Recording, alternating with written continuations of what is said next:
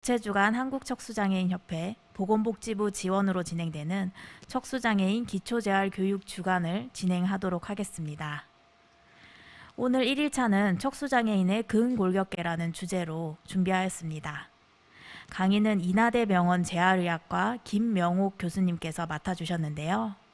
교수님께서는 대한척수학회 학술이사, 대한재활의학회 이사도 역임하고 계십니다. 그럼 김명옥 교수님을 모시겠습니다. 교수님께 큰 환영의 댓글 부탁드립니다.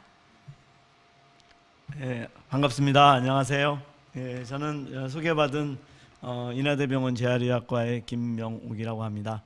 여러 이렇게 회원님들 만나게 돼서 너무 반갑고, 특히 이 척수장애인 기초재활교육 주간에 이제 오늘이 첫날로 알고 있는데 첫 번째 또 강의를 맡게 돼서 너무 영광스럽습니다.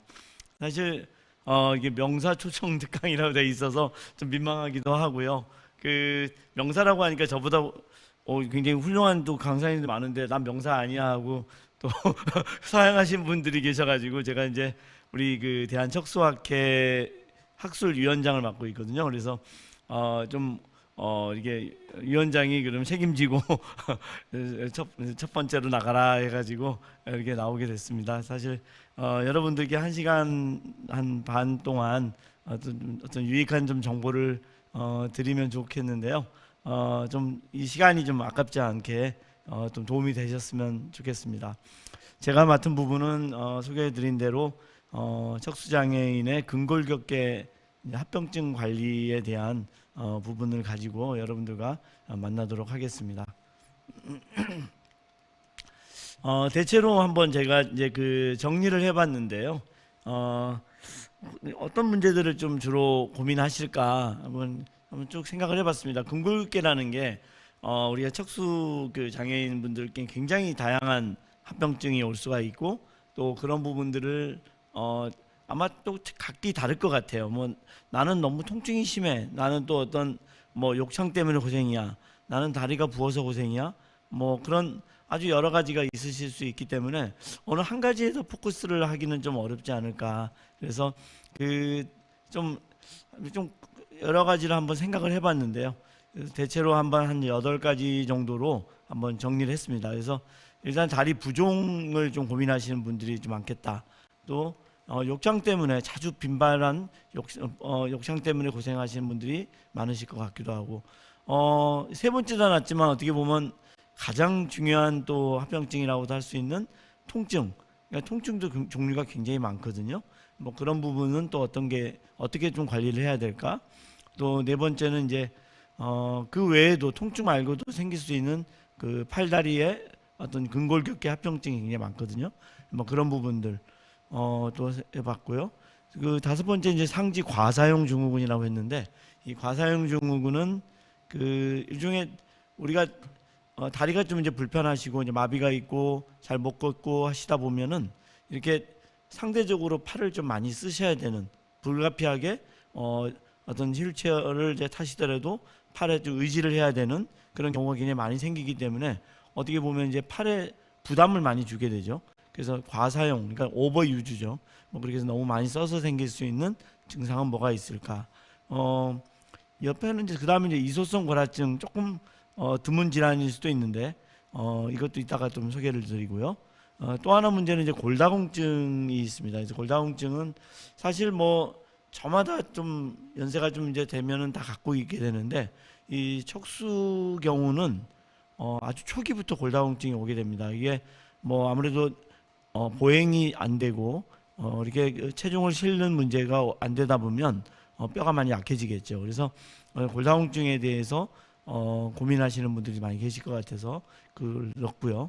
마지막으로는 이제 사실 뭐 근골격계라고만 딱 볼 수는 없는데 보행을 향한 노력 이렇게 썼습니다. 그래서 아무래도 이제 여러분들께서 제일 고민하시고 또 기대하시고 궁금하신 부분이 결국은 이제 내가 어떻게 하면 혼자 걸을 수 있는가 하는 부분에 대한 고민이 되게 많으실 것 같습니다. 그래서 이 보행을 위해서 그동안 또 의학적으로 이게 노력하고 있는 부분이 어디까지일까 하는 쪽에서 한번 같이 생각해 보는 시간을 마지막으로 갖고자 합니다.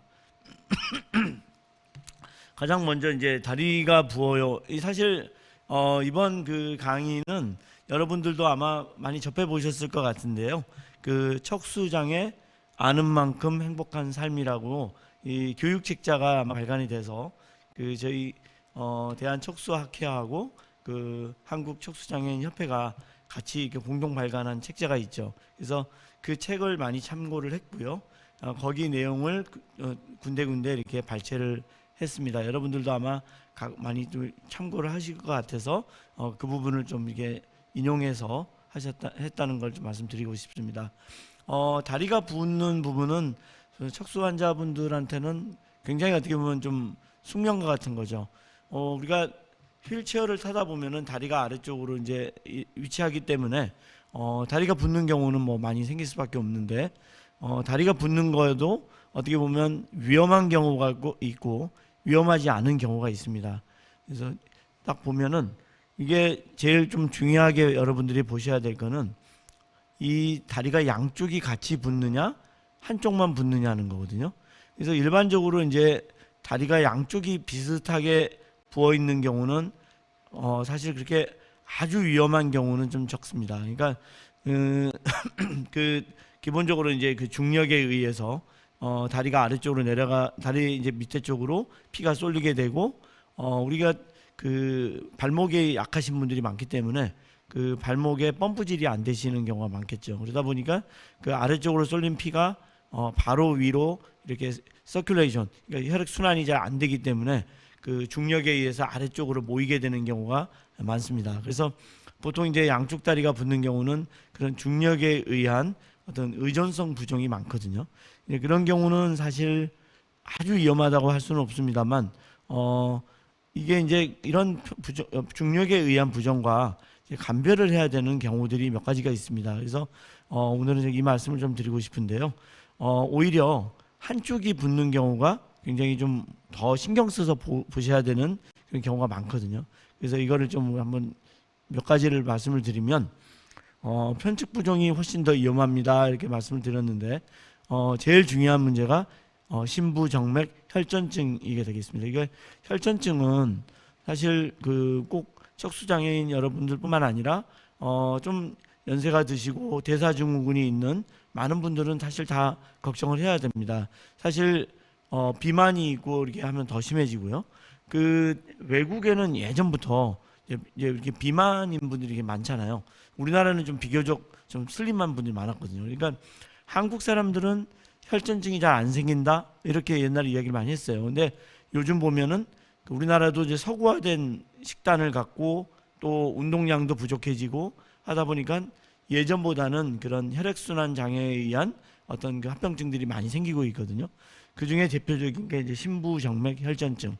그러니까 아주 그 깊숙이 있는 정맥에 이렇게 피 덩어리 같은 게 막히는 거죠. 근데 이런 문제가 척수 장애인에게도 굉장히 많이 생기고 있습니다. 근데 이런 이제 혈전증은 사실 뭐 양쪽 다리 어느 쪽이나 다 올 수가 있습니다만 동시에 양쪽이 막히기라는 게 좀 쉽지 않겠죠. 뭐 양쪽 다리가 다 혈전증이 와서 양쪽 다리에 부종이 다 올 수도 있습니다만 대체로는 이제 한쪽이 많이 붓겠죠. 그러면 이제 그 부분이 내가 한쪽 다리가 부었는데 그게 뭔가 통증도 좀 있고 더 심해지고 좀 약간 색깔도 좀 변화가 되고 이렇게 되면 이게 혹시 이게 혈전이 아닌지 의심을 해보셔야 됩니다.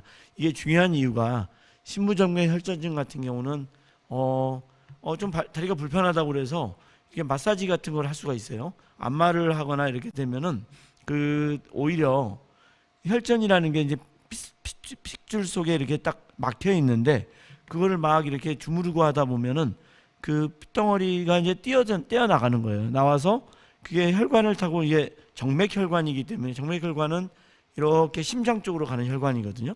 그러니까 다리 쪽으로 내려가는 혈관은 이제 동맥혈관이라고 그러고 이 심장 쪽으로 가는 혈관이 대체로 정맥혈관이라고 그러는데 이 정맥혈관이 에서 나온 핏덩어리가 뚝 떨어져 나와서 이렇게 올라가면은 결국은 심장 쪽을 향해서 갑니다.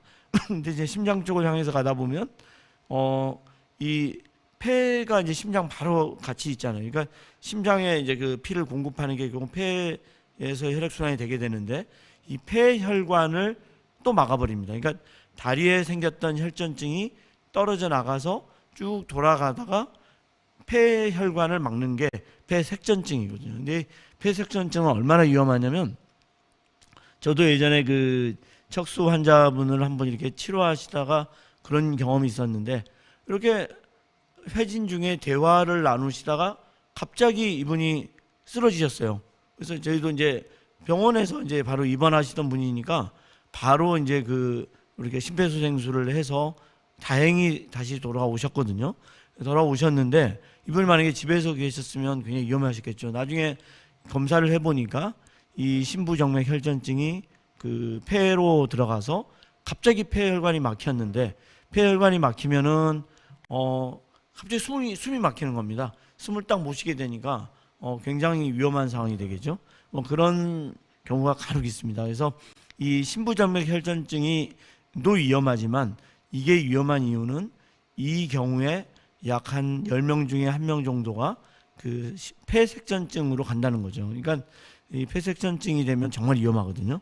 그렇기 때문에 이 경우는 우리가 그냥 집에서 다리가 붓는다고 하면은 뭐 좀 양쪽 다리가 붓는다면 차라리 조금 걱정을 덜 하셔도 되지만 한쪽 다리가 많이 탱탱 부었다 그러면은 반드시 좀 병원을 가셔서 가볍게 피 검사를 해보시면 되거든요. 요즘은 그 D다이머라고 하는 이제 피 검사 그 항목이 있는데 그 항목이 굉장히 이제 수치가 올라가게 되거든요. 그래서 사실 응급실에서 간단한 피 검사 하나로도 진단이 되고 거기에 이제 그 검사에서 D다이머 수치가 굉장히 높다고 나오면은 혈관 초음파라든지 혈관의 CT를 찍으면은 쉽게 그 진단이 됩니다. 그래서 거기에 대해서 응급처치가 가능하기 때문에 여러분들 꼭 기억을 하시면 좋겠고요.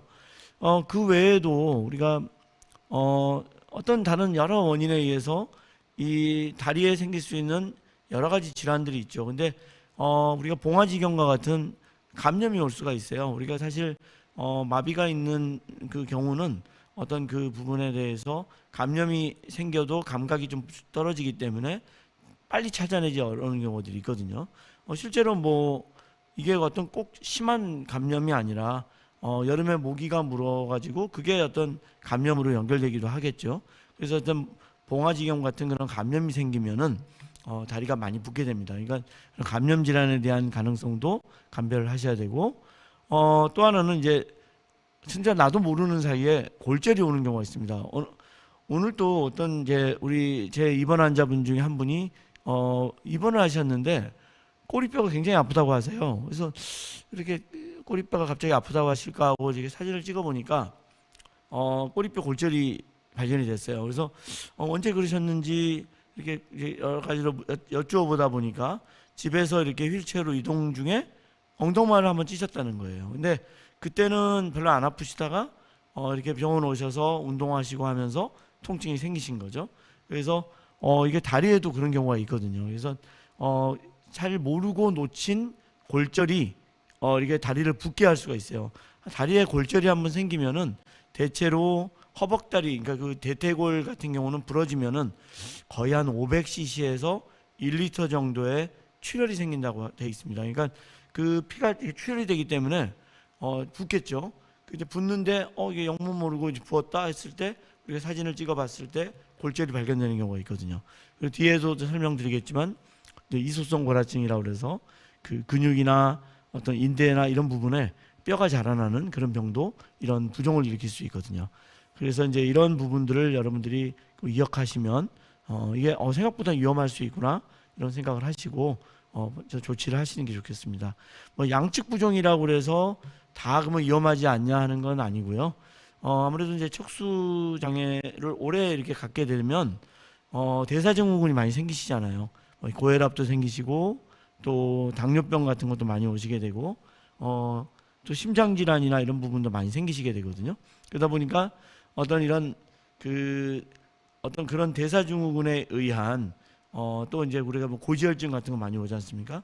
그런 게 생기면은 결국은 그 합병증으로 인해서 다리가 또 혈액 순환이 안 되는 수가 있어요. 뭐 콩팥 기능이 떨어진다, 심장 기능이 좀 떨어진다 이렇게 되면서 피가 이제 잘 순환이 안 되기 때문에 다리가 붓는 경우가 생기겠죠. 그래서 양쪽 다리가 부었다고 해서 또 반드시 그냥 뭐 중력에 의해서 그냥 다리로 피가 모였을 거야 이게 아니라 전체적으로 혈액 순환이 좀 떨어지는 그런 문제도 올 수가 있다는 것을 한번 염두에 두시면 아마 좀 참고가 되실 것 같습니다.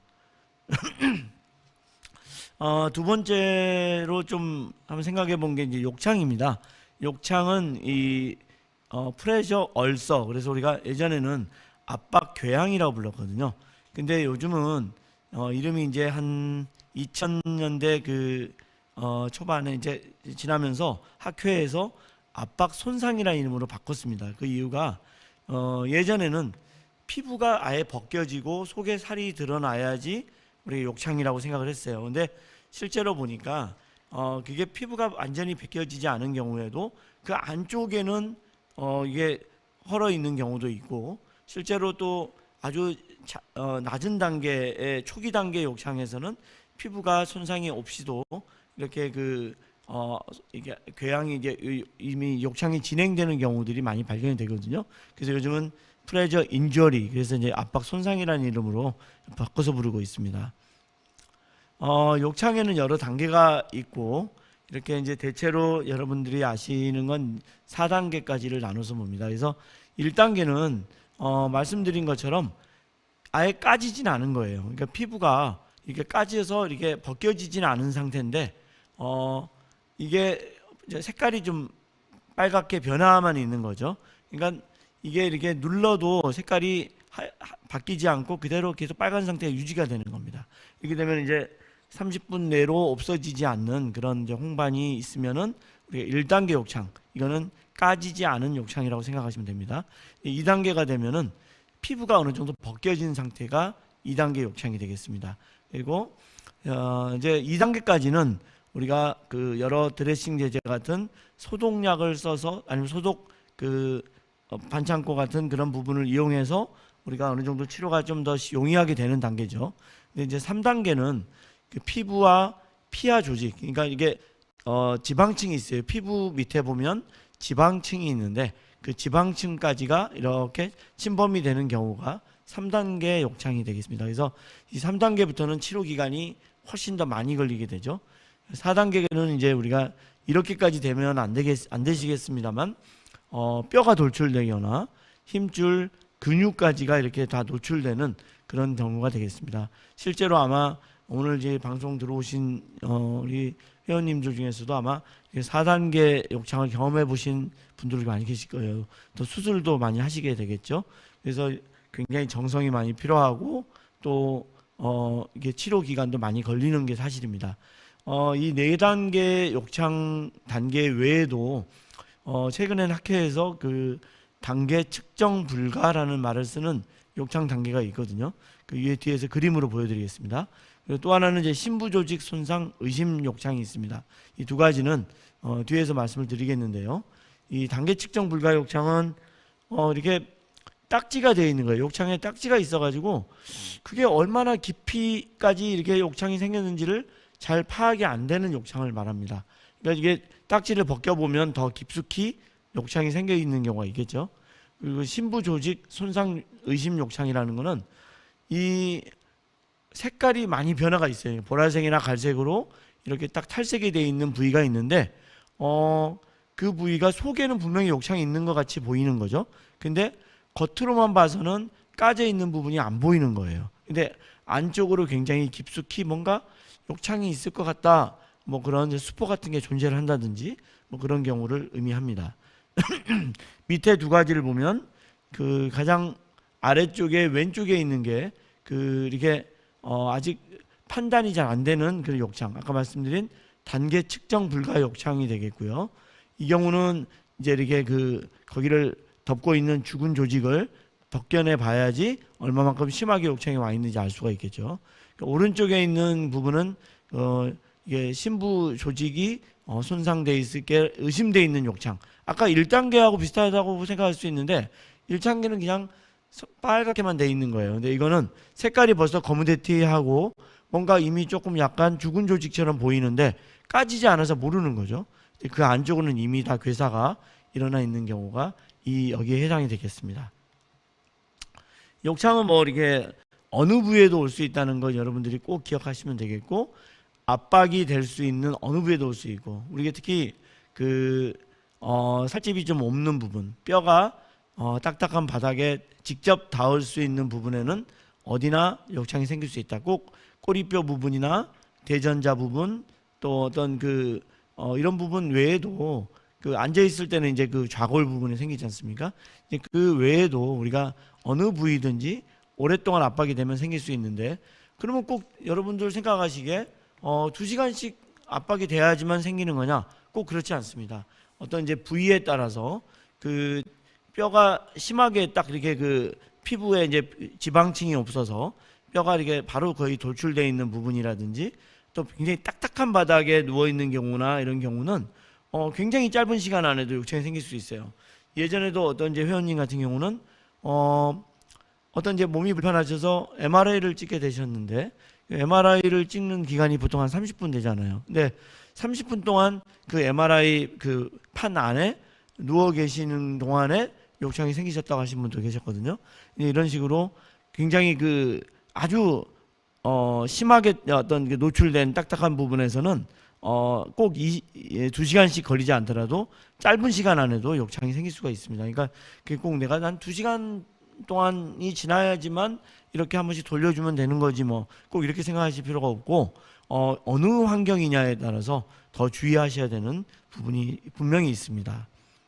이렇게 그 많이 생기는 부분은 이렇게 뭐 천추 부위, 발 뒤꿈치, 대전자 부위 이렇게 돼 있습니다만, 그 외에도 어느 딱딱한 부위에도 이제 생길 수 있다. 특히 이제 좀 중증, 좀 약간 부위가 높은 사지마비 장애인 분들께서는 우리가 이제 우리가 뒤통수라든지 아니면 뭐 여러 다른 이제 그 부위에도 팔꿈치라든지 이런 부위에도 생길 수 있다는 거 꼭 기억하시면 좋겠습니다.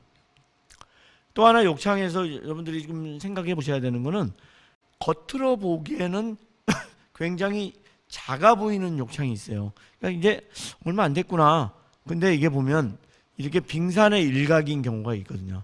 이게 욕창이라고 하는 거는 이 딱 맞닿아 있는 부분은 조금밖에 안 까지는데, 그 안쪽으로 이렇게 나팔관처럼 쭉 넓게 까지는 경우들이 많이 생기고 있습니다. 그러니까 그 뼈하고 피부 사이에 어느 정도는 거리가 있잖아요, 간격이. 그러다 보니까 이렇게 압박이 되는 부위에서 조금 멀리 이제 뼈 쪽으로 가면서 넓게 이렇게 이제 그 분포를 하게 됩니다. 압박이 받는 부위가. 그래서 실제 그 안쪽은 넓게 이렇게 그 욕창이 위치하고 있는 경우가 생겨요. 그래서 겉으로 볼 때는 저기 조금 생겼구나. 근데 안에는 이미 많이 헐어 있는 경우들이 있거든요. 그래서 이런 부분이 있다는 걸 꼭 유념하시면 좋을 것 같습니다. 또 하나는 이게 이제 욕창이라는 게 압박이 딱 된 부위에만 생기는 게 아니라, 그 부분에서 그 옆쪽으로 이렇게 좌우로 이렇게 전단력이라고 하는 이렇게 그 넓게 이렇게 퍼지는 압력을 또 받게 되거든요. 그래서 딱 그 눌리는 부분에만 욕창이 생기는 게 아니라 그 상하 부위에도 그게 전단력이라고 하는 그런 쓸리는 거죠. 일종의 이렇게 압력이 이렇게 쓸고 지나가는 거예요. 그러니까 이렇게 눌렸다가 눌린 부분에서 옆으로 쓸고 지나가는 압력이 있거든요. 그걸 우리가 전단력 또는 이제 마찰력 이런 말을 쓰는데, 이런 거에 의해서 그 주변 부위까지 까지는 경우들이 생깁니다. 그래서 그냥 내가 꼭 눌린 부위에만 문제가 있겠거니 생각하시는 것보다는 조금 더 넓게 욕창이 올 수 있다. 이런 걸 꼭 기억하시고 항상 주의를 하셔야 됩니다. 특히나 이게 여러분들이 좀 하나 조심하셔야 되는 거는, 이렇게 약간 비스듬히 누워있는 자세를 하고 계신 분들이 굉장히 많습니다. 근데 오히려 이렇게 직각으로 휠체어에 앉아있는 그 자세보다 이렇게 약간 비스듬히 한 30도 정도로 누워있는 그런 자세에서 이 욕창이 발생이 굉장히 많이 되고 있습니다. 이 경우가 이제 우리가 압력 플러스 전단력이 같이 작용하는 거거든요. 그래서 우리가 그 피부 궤양을 만드는 그런 어떤 확률이 일종의 한 6배 정도 늘어나는 거예요. 이렇게 되면은 전단력이라는 부분이 확 이렇게 상하로 작용하면서 그 피부에 더 강한 압력을 주거든요. 그렇게 되면 딱 피부에 맞닿아 있는 부분뿐만 아니라 그 위아래쪽으로 이렇게 까지는 거예요. 그래서 나는 이게 누워 있었는데 왜 이렇게 욕창이 생겼지? 근데 이렇게 되는 경우에 우리 꼬리뼈 부분에 욕창이 항문 위쪽이 되겠죠. 그 부분에 욕창이 굉장히 많이 생긴다는 것 여러분들이 아시면 좋겠습니다. 이런 욕창은 발생 위험도를 이제 이렇게 평가를 하는데 이걸 꼭 여러분이 하실 건 아닙니다. 이게 뭐 의사들이 이제 이렇게 하고 있는 건데 이걸 제가 앞에서 보여드리는 것은 욕창이 어떨 때 많이 생기는구나 하는 거를 아마 좀 기억하시면 좋을 것 같아서 이걸 보여드립니다. 그래서 이런 이제 위험도 평가를 하는 이유는 이렇게 이제 환자분들이 오셨을 때 어떤 분들은 욕창이 좀 많이 생기겠구나 하는 것들을 이제 우리가 알 수가 있지 않습니까? 그러면 이제 더 주의하세요. 욕창 확률이 높습니다. 지금은 안 생겼지만 언제든지 오실 수 있습니다. 이런 말씀을 해드려야 되기 때문에 이런 이제 위험도 평가를 하는 거거든요. 그래서 이건 이제 감각이 어느 정도 감각 인지도는 우리가 감각에 대한 부분, 특히나 이제 움직임이 얼마만큼 제한이 돼 있느냐 이런 걸로 하나 보고 습도 써 있죠. 그러니까 축축한 부위에 욕창은 많이 생길 수밖에 없다. 그러니까 항상 그 대소변에 이제 실금이 있거나 이런 경우에도 항상 잘 그 조절해 주시고 말려 주시는 게 되게 중요하다는 걸 알 수 있죠. 활동성은 뭐 당연하겠죠. 활동성이 부족하시거나 운동 능력이 완전히 불가능하냐, 어느 정도 다 자유롭게 움직이시느냐 이거에 따라서 많이 차이가 나니까요. 활동성과 운동 능력은 아실 거고, 또 하나 중요한 게 영양 상태죠. 영양 상태가 많이 나쁘냐 조금 좋냐에 따라서 차이가 나고, 이런 마찰력이나 이런 것들이 얼마만큼 작용하느냐에 따라서 이게 좀 활동이 좀 많으신 분들은 오히려 또 이럴 땐 마찰력이 좀 늘어날 수도 있죠. 그래서 이런 부분들을 이제 우리가 유념하셔야 된다는 점에서 한번 그냥 보여드렸습니다. 이건 뭐 기본적으로 넘어가도록 하고요. 이제 그나마 이렇게 이제 누워 있을 때는 완전 옆으로 눕게 되면은 대전자라고 해서 이렇게 이제 그 골반하고 이제 다리뼈를 그 대퇴골로 내려가는 데 보면 딱딱하게 튀어나온 뼈가 있죠.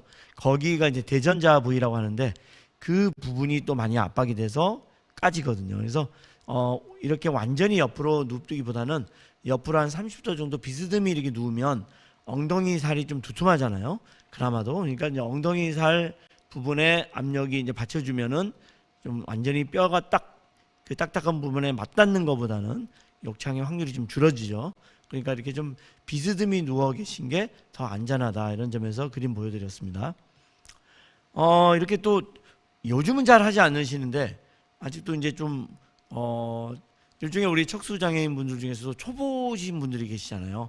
그러니까 이제 이분들은 이렇게 욕창이 생기지 않아야 된다고 하니까 이렇게 방석을 도나스형으로 하면은 가운데 이렇게 압박이 안 되니까 괜찮겠지 하고 이런 방석을 쓰시는 분들이 있거든요.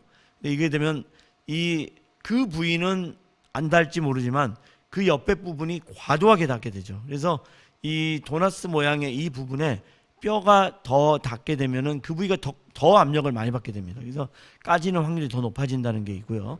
또 하나는 방석도 방석 나름이죠. 그러니까 우리가 대체로 여기 이제 6,500원짜리라고 이렇게 인터넷에서 제가 한번 써놨는데 이게 저희가 이제 부를 때 무늬만 방석이라고 보통 말을 합니다. 그러니까 이게 저는 공기 방석 쓰고 있어요. 이게 매트리스도 잘 깔고 있고 휠체어 방석 잘 쓰는데 왜 생겼을까요? 하는데 보면은 실제적으로 이게 전혀 도움이 안 되는 방석이 있거든요. 그래서 이게 욕창 방석이라고 해서 판매를 하지만 이거는 사실은 그냥 일반 이제 비장애인 분들이 그냥 좀 이렇게 쿠션을 위해서 깔을 수는 있겠지만은 진짜 욕창이 의심되는 분들한테는 이렇게 이런 방석을 쓰시면 나는 이게 방석을 하고 있다고 안심하고 있지만 실제로 하나도 도움이 안 되는 그런 경우가 많습니다.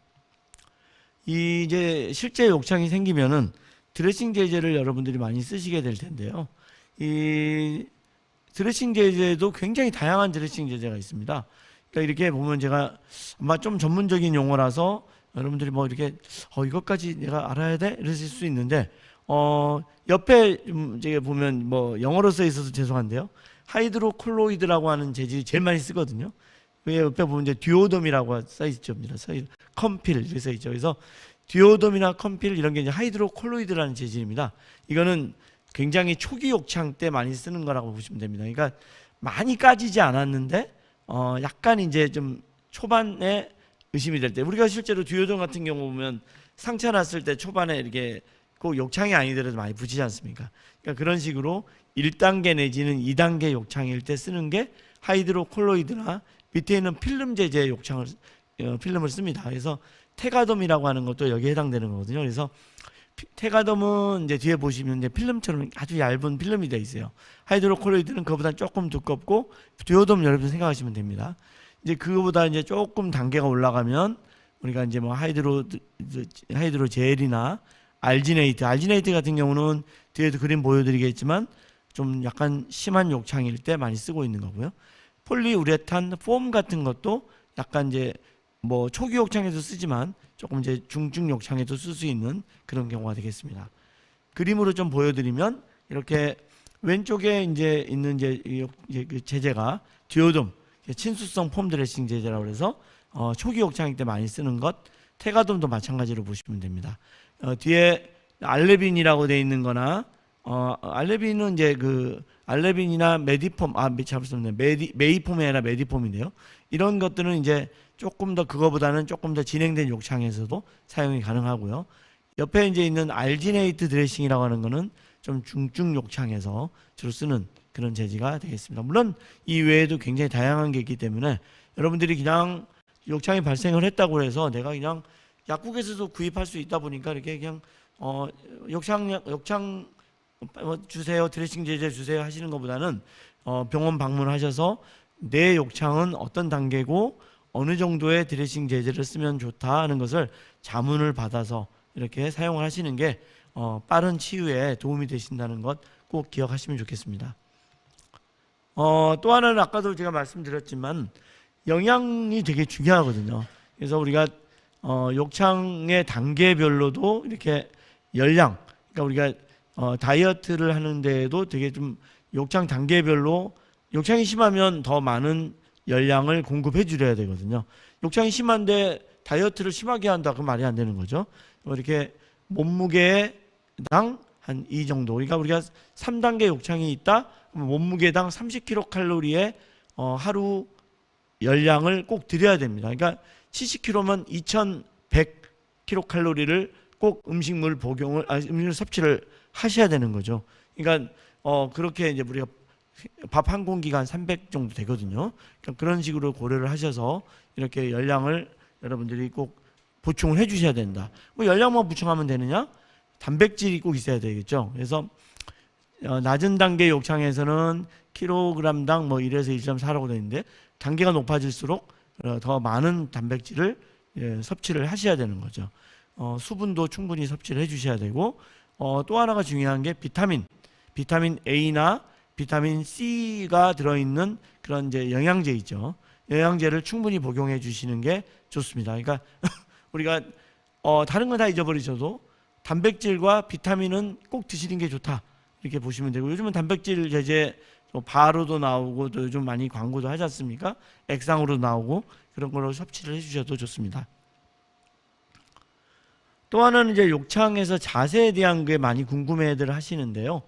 예전에는 그 휠체어에 타신 상태에서 이렇게 이제 욕창 한 번씩 방어하려고, 예방하려고 이렇게 휠체어를 옆에를 잡고 엉덩이를 쭉 들어주시는 이렇게 그런 자세를 많이 하셨어요. 근데 생각보단 그게 요즘은 위험하다고 많이 이야기를 합니다. 예, 어깨에 굉장히 많이 부담이 되거든요. 그러니까 뒤에도 나오겠지만 어깨 손상이 이 척수 환자분들한테는 굉장히 많이 생깁니다. 그래서 이 어깨 손상을 막아야 되기 때문에 최근에 그 논문을 보면은 이렇게 앞으로 몸을 많이 숙여주거나 아니면 또 이렇게 옆으로, 차라리 옆으로 해서 살짝 엉덩이를 들어주는 그런 식으로 해서, 이게 사실 욕창을 예방하는 압력 줄이는 건요, 이걸 10분 20분씩 이렇게 하시라는 게 아니거든요.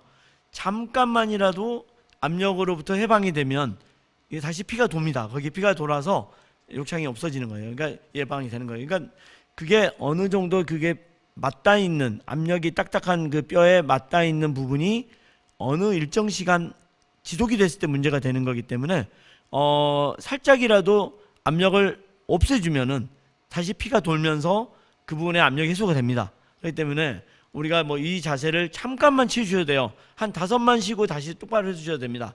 그러니까 뭐 그런 부분에서 여러분들이 꼭 주의를 해주셔야 됩니다. 여기 밑에 보면 압력판을 본 거죠. 압력판을 이제 본 건데 그 왼쪽 그림에 보면 빨갛게 되는 게 압력이 높아져 있는 부분이거든요.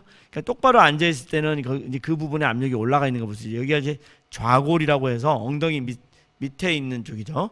그 부분에 이제 해당된 부분이 빨갛게 보이잖아요. 근데 오른쪽으로 갈수록 앞으로 이렇게 숙이니까 그 빨갛던 부분이 많이 없어졌죠. 그러니까 그런 식으로 여러분들이 이해해 주시면 되겠습니다. 이렇게 몸통 들어올리기 운동은 가급적 여러분들이 안 하시는 게 좋다. 뭐 아주 불가피한 상황에 해주셔야 될 수도 있지만 하고, 다만 하나 주의할 것은 앞으로 구부리라고 하니까 앞으로 그냥 많이 구부리시다가 우리가 몸통이 좀 많이 약하신 또 분들이 계시잖아요. 내 몸통이 많이 아직은 좀 이렇게 중심 잡기가 어려운데 나 이거 저기 김명욱이라는 사람이 강의하면서 앞으로 구부리라고 그랬어. 그래서 앞으로 이렇게 구부리다가 또 앞으로 하면서 너무 쏠려가지고 사고가 날 수가 있죠. 그러니까 여러분들 꼭 그 부분에 대해서는 뭐 물론 베테랑이신 분도 많이 계시겠지만 항상 그런 부분에 대해서 낙상에 대한 위험성을 주의하시면서 하셔야 된다는 것 꼭 기억하시면 되겠습니다.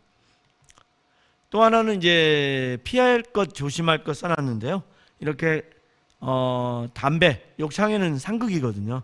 혈액순환을 나쁘게 하기 때문에 담배 태시는 것 꼭 주의하시고, 특히 겨울철에 이제 이 따뜻한 커피, 또 이 지금 담요, 전기 담요 옆에 그림을 보여드리는데 굉장히 주의하셔야 되죠. 실제로 이게 연구 결과에도 나와 있는데 화상을 이제 입어서 그게 욕창화되는 경우가 굉장히 많거든요.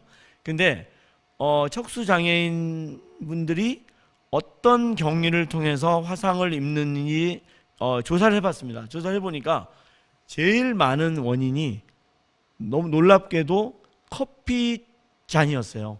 그러니까 이게 무슨 커피 잔에 화상을 입어? 이러실 수 있지만 여러분들 아마 이해를 하실 겁니다. 이런 부분들이 실제로 많이 생깁니다. 뭐 내가 좀만 주의하면 되지 않나? 근데 생각보다 많이 생기세요. 그래서 이걸로 인한 화상이 1번 화상 원인으로 되어 있습니다. 그러니까 이런 부분들 여러분들 무심코 또 이렇게 허벅지에다가 올려놓는다든지 그랬을 때 화상으로 또 가는 경우들이 있다는 것 꼭 주의하시면 되겠습니다. 그래서 이제 겨울철 화상에 대한 부분들 이게 아마 우리 아는 만큼 행복한 삶 책자에도 잘 소개가 되어 있으니까요. 보시면 좋겠습니다. 방석에 대해서도 너무 빵빵하게 방석을 잘 채우는 게 중요한 게 아니라 고루고루 이게 압력을 잘 분포시켜주고 최대치로 압력을 올리는 게 아니라 살짝 한 0.5cm 정도 조금 아래로 내려갈 정도로 해서 골고루 압력이 퍼지도록 방석을 양 조절을 해주는 게 좋다. 기억하시면 되겠습니다. 세 번째는 통증에 대해서 좀 여러분들하고 간단하게라도 몇 가지 좀 의견을 나누고 싶은데요. 사실 여러 우리 회원님들한테 이 척수 손상 후 통증은 숙명과 같은 거죠. 실제로도 우리 국립재활원장을 역임하신 우리 이범석 우리 원장님 같은 경우는 저희한테도 이제 늘 강의를 해주시면서 본인 그러신다고 해요. 이렇게 좀 그러려니 하십시오 이렇게 말씀하신다고 그러는데 저도 이제 그 이야기가 잘 나오진 않습니다. 죄송하죠. 환자분들 오셔서 계속 우리의 통증에 대한 호소를 하시는데 그러려니 하세요 하긴 너무 좀 죄송스럽기도 하고 이제 그런 마음이 많이 드는데요. 그만큼 어떻게 보면 좀 만성적이기도 하고 해결이 잘 안 되는 부분이 있죠. 사실 어느 정도는 갖고 계시게 되기 나름인데 그래도 최근에는 이제 또 우리가 이제 가바펜틴이나 프레가발린 제제, 뭐 여러분들 리리카라고 아시잖아요. 뭐 뉴론틴 제제 이런 것들이 그래서 좋은 약제죠. 그래서 물론 부작용도 어느 정도 있습니다만 그런 약제와 또 어떤 이제 울트라색 같은 어떤 그런 또 진통제 이런 또 뭐 그런 사만 항우울제가 있어요. 그런 뭐 에나폰 같은 항우울제 이런 것들을 잘 적절히 이제 사용을 해서 조절을 합니다만 사실 그렇게 해도 조절이 잘 되지 않는 통증이 많기 때문에 사실은 이게 뭐 꼭 통증에 대한 부분은 뭐 어떻게 치료하면 좋습니다 이렇게 해서 말씀드리기가 좀 사실 좀 곤란하기도 한 문제긴 합니다. 통증도 제가 여러 가지를 여기다가 기입을 해놨는데요. 굉장히 다양합니다. 그러니까 사실 다친 부위를 제가 이렇게 옆에 그 빨간 선으로 그려놓은 게 이제 다친 부위예요. 몸통을 에서 이제 그 척수 손상이 있다고 생각하시고 한번 이해를 해주시면 될 것 같아요. 흉추부가 되겠죠. 여기서 다치면은 팔은 이제 어느 정도 쓰시는 분들이잖아요. 근데 이제 다리는 이제 마비가 완전히 돼 있거나 많이 떨어지시는 분이죠, 기능이. 이럴 때 어디 부위에 오는 통증이냐에 따라서 그 통증의 종류가 다릅니다. 그러니까 다친 부위보다 위쪽, 그러니까 이제 뭐 이게 여기서는 이제 팔이 되겠죠. 팔에 오는 통증은 대체로 신경통이 아니겠죠. 이 부분은 근골격계 통증이라고 돼 있는데 근육통이라든지 아니면 관절통이라든지 힘줄이나 인대가 아픈 경우가 많습니다. 그러니까 그런 이제 많이 이게 결국은 상지 과사용 증후군이라고 하는 그런 부분이죠.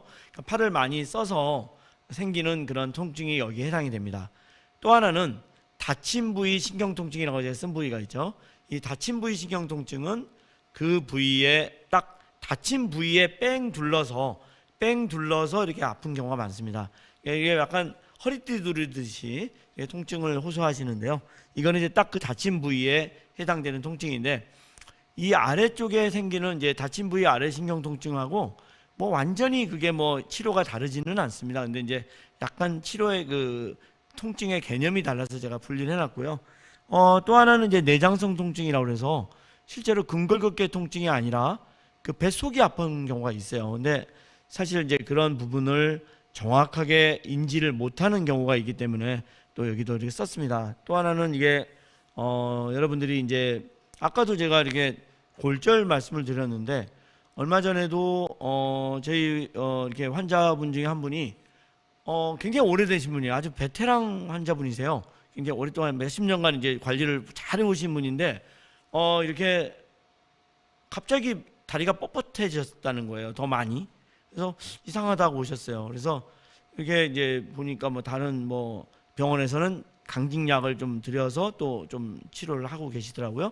근데 이렇게 저희가 이제 워크업을 하다 보니까 이분이 그 허리뼈 골절이 있었던 거죠. 근데 일반적으로는 허리뼈가 부러졌으니까 바로 병원을 오셨을 거 아닙니까? 근데 이분이 이제 휠체어로 이동 중에 이렇게 낙상이 돼서 잠깐 이게 부딪혔는데 이게 부러지신 거예요. 근데 그 부분을 빨리 찾아내지 못한 거죠. 그러니까 골절이 있었는데 치료가 빨리 이루어지지 않으니까 다리가 뻣뻣해지신 거예요.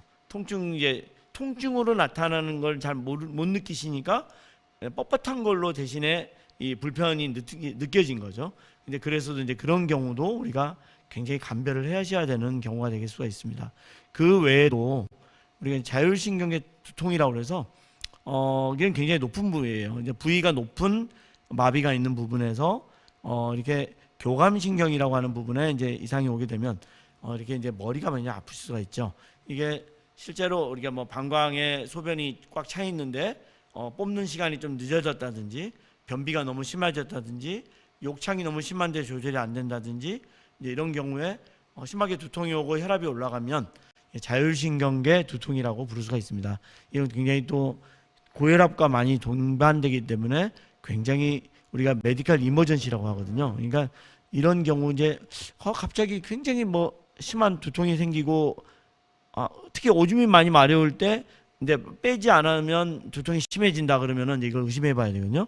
그러니까 이럴 때는 꼭 병원을 방문하셔서 혹시 이게 자율신경계 두통이 아닌지 확인을 해 보실 필요가 있습니다. 죄송합니다. 그 외에도 이제 근골격계 합병증들이 여러 가지가 올 수가 있습니다. 이런 뭐 측만증 같은 거, 척추가 휘어지는 경우도 많이 볼 수가 있는데 성인 연령에서 다치신 분들은 이렇게 이제 심해지는 경우가 좀 비교적 드뭅니다만 어린 나이에 이렇게 척수 손상을 받게 되거나 하면 이렇게 측만증이 필수적으로 또 동반이 됩니다. 그러니까 우리가 소아 연령에서 그 척수의 병변이나 손상이 오게 되면은 거의 100%에서 척수가 이렇게 틀어지는 문제가 생긴다고 되어 있습니다. 그래서 그 옆에 있는 그림과 같이 이렇게 자세 보조 용구를 또 활용하셔야 되는 경우도 있고, 척수 환자분들은 일반 자세 보조 용구를 쓰시기가 좀 어렵기 때문에 전동 뭐 이제 이렇게 휠체어에 이런 자세 보조 용구를 이렇게 그 장착시킬 수도 있고요. 또 욕창 방지 매트리스나 패드가 또 필요하신 분들이 많잖아요. 그러다 보니까 이렇게 그 욕창 자세 보조 용구의 그 시트 부분에다가 어떤 그 욕창 방지를 위한 그 욕창 예방 방석을 좀 겸한 그런 시트를 또 이렇게 시판하기도 합니다. 그러니까 시판도 돼 있고 또 만들어 드릴 수도 있고 하기 때문에 뭐 이런 부분에도 관심을 가지시고, 또 이게 이제 그 요즘 그 보면 권역 또는 지역 그 장애인 그 보조 기구 센터들이 다 이렇게 지방마다 또 이렇게 또 센터들이 많이 있습니다. 그래서 이제 그런 데를 이용하시면서 좀 문의를 하셔서 뭐 이런 부분에 대해서 상담을 해보시는 것도 좋을 것 같습니다. 아까 제가 이제 그 상지 과사용 증후군이라는 말씀을 좀 잠깐 드렸는데요. 이제 그 중에 대표적인 게 이런 어깨 충돌 증후군 같은 거거든요. 어깨 충돌 증후군은 이제 어깨 보면은 그 어깨를 우리 사람이 돌려보면 회전근개라고 그래서 어깨 그 한 4가닥 정도의 힘줄이 이렇게 유기적으로 돌아가거든요. 이게 잘 보통 안 다치고 있는 상태에서는 잘 돌아가요. 이게 자기 자리가 있어요. 그래서 탈선하지 않고 제자리로 돌아가고 있는데, 이게 이제 너무 근육이나 뼈를 장시간 사용하거나 과도하게 사용하게 되면 이 뼈나 근육이 어긋나게 돼 버려요. 어긋나게 돼서 회전근개가 이렇게 삐딱하게 삐끗해집니다. 삐딱하게 되면 자기 궤도를 이탈하게 되거든요. 이탈하게 되면은 자기 자리로 가야 되는데 탈선한 기차처럼 옆자리로 그게 돌아가 버려요. 그러면 그게 원래 자기 자리를 갈 때는 스무스하게 부딪히지 않고 잘 이동하던 부분이 충돌을 일으키게 됩니다. 그러면 무지하게 아프겠죠. 그래서 이게 이 너무 심하게 이제 눌리게 되면 뭐 이게 점액낭염이라고 써놨는데 그런 게 오거나, 뭐 회전근개가 심하면 파열이 되거나 염증이 심하게 되거나 이런 일이 생기거든요. 염증이 심하면 많이 아프죠. 그래서 이런 경우는 우리가 이제 병원에 와서 진찰을 통해서도 알 수가 있고, 뭐 MRI나 뭐 초음파를 해보면 더 정확하게 진단을 받으실 수가 있거든요. 그래서 생각보다는 이런 척수장애인 회원님들이 이 경우가 굉장히 많으세요. 그러니까 어깨가 아프니까 나는 이거 그냥 뭐 신경통이겠거니, 난 뭐 늘 아파왔으니까 신경통이 또 온 건가 보다, 어깨에도 신경통 왔나 보다, 이게 아니라 이게 무리한 힘을 주고 운동을 해서 생기는 이런 이제 부분이 많이 생기기 때문에 여러분들이 꼭 기억을 하시면 실제적으로 그냥 쉽게 도움을 받으실 수 있는 일인데 굉장히 고통스럽게 지내시는 경우가 있거든요. 그러니까 이런 부분을 해소해 드리는 게 되게 중요하다 생각되고, 더 심한 경우는 이렇게 회전근개가 끊어지는 경우도 생기거든요. 여기가 이제 계속 많이 쓰다 보면은 닳아져요. 처음에는 이제 닳아지면 거기에 석회화가 일어나고, 원래는 말랑말랑하던 힘줄이 거기가 딱딱해지거든요. 석회화가 되고, 석회화가 되다 보면 어느 순간에 힘을 많이 쓰면 그게 찢어져요. 찢어지다 보면 나중엔 끊어지게 되는 거죠. 그래서 회전근개는 4가닥이 있다고 말씀드렸는데, 이 4개의 힘줄 중에 이제 특히 극상근이라고 하면 팔을 옆으로 들 때 쓰는 힘줄인데요. 그런 경우는 굉장히 잘 끊어집니다. 그러니까 이런 이제 그 회전근개가 혹시 손상을 받지는 않았는가 하는 부분도 여러분들이 꼭 하나 기억을 해 놓으시면 좋을 것 같습니다. 이게 병원에 오셔서 이게 또 염증이 심한 경우가 이제 초음파로 발견이 되면은 이렇게 그 초음파를 직접 보면서 주사를 하는 방법이 요즘 많이 쓰이고 있거든요. 그러니까 이게 이제 MRI 같은 거 찍으려면 좀 비용도 비싸고, 내가 뭐 MRI까지 찍어야 돼? 네, 초음파도 물론 아주 뭐 저렴한 건 아니겠습니다만, 이렇게 초음파의 장점은 MRI 같은 경우는 그냥 이제 일단 들어가서 찍어야 되잖아요. 찍어야 되고, 아까도 말씀드렸듯이 욕창이 뭐 걱정되고 그러니까 또 내가 30분간 그 딱딱한 바닥에서 잘 누워 있을 수 있을까? 걱정도 되고 그런 경우도 생기겠죠. 근데 이 초음파는 그냥 이렇게 실시간으로 검사를 하면서 바로 진단이 되고 또 주사도 할 수가 있거든요. 그래서 이런 초음파 유도해서 하는 주사법이 요즘은 많이 쓰고 있다. 이런 것도 여러분들 한번 좀 상식적으로 좀 기억하시면 또 도움 받으실 수가 있을 것 같습니다. 그 외에도 사실 이런 무시무시한 병만 있는 게 아니라요. 여러분들이 경험하시는 통증에 제일 사실 많은 원인은 의외로 감쓰네요. 의외로 담입니다. 그래서 뭐 담이라는 게 담 결리면 뭐 잠깐 아프다 마는 거 아니야? 이렇게 생각하실 수 있는데 생각보다는 담이라는 게 오래 갑니다. 굉장히 이게 이런 이제 담도 그냥 내가 조금 뭐 그날 좀 무리했어요. 그냥 뭐 내가 안 하던 운동 좀 하고 그래가지고 뻐근한 경우는 그냥 잘 풀려요. 그렇지만 내가 누적이 되는 경우가 생기거든요. 특히 우리 회원님들 같은 경우는 굉장히 이게 항상 어깨에 힘을 좀 주고 계셔야 되거나 휠체어를 밀기도 하시고 또 뭐 그런 경우를 많이 쓰잖아요. 그러니까 어깨에 늘 로딩이 가는 거예요. 그러다 보니까 어깨가 쉴 날이 없는 거죠. 그러다 보면은 어깨 쪽지에 뭉치는 부분이 고질병이 되는 경우도 있습니다. 이거 우리가 이제 의학적인 병명으로는 근막통 증후군 이렇게 부르는데 그냥 이제 우리가 보통 이제 뭐 민간적으로는 담입니다 이렇게 설명드리는 거죠. 근육이 뭉쳤다 보시면 되겠고 근육 사이에 이렇게 딱 이렇게 덩어리 같은 게 생기는 거예요. 그래서 딱 눌러보면 딱딱한 이게 몽골이 같은 게 만져지기도 하고 그 부분을 꾹 누르면 으악 하고 굉장히 아파하시고 그렇습니다. 예. 승모근이나 이런 부위에 제일 많이 생기고요. 날개뼈에 있는 부분이 많이 생기세요. 그래서 저한테도 척수장애인 분들께서 이렇게 또 주사 맞으러 많이 오시고 계세요, 실제로.